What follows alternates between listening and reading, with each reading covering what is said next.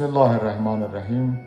Xoş gördük hər birinizi, hörmətli dostlar. Allahın salavatı və salamı olsun hər birinizin üzərinizə. Beləcə 2025-ci ildə artıq başa çatmaq üzrədir. 2025-ci ildə artıq yekunlaşır və mən 2026-cı ilin gəlişi münasibətilə və eyni zamanda Dünya Azərbaycanlılarının Həmrəylik günü münasibətilə hər birinizi səmimi qəlbdən təbrik edirəm.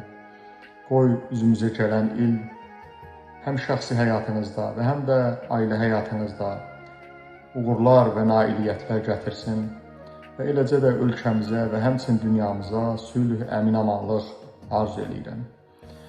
Bildiyiniz kimi 2025-ci ildə də çox təəssüflər olsun ki, dünyada silahlar susmadı, müharibələr baş verdi, qırğınlar baş verdi və günahsız insanlar dünyasını dəyişdi.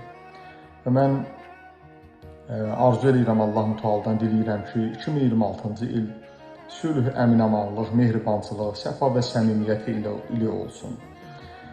Və inşallah bir daha günahsız insanlar qırğınlarda, yersiz müharibələrdə, savaşlarda dünyasını dəyişməsin.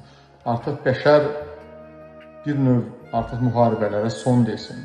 Dünya liderləri artıq başa düşsünlər ki, yersiz qırğınlar, yersiz müharibələr bəşəriyyətə bədbəxtlikdən başqa bir şey gətirməz.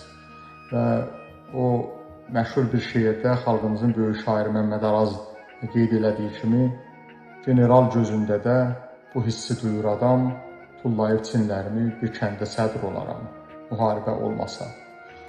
Və inşallah dua edək ki, bundan sonra savaşlar, siyasi krizislər, müharibələr olmasın və dünya xalqları, ölkəmizin və dünyamızda yaşayan insanlar hamısı səfa və səmimiyyət içərisində həyat sürsünlər.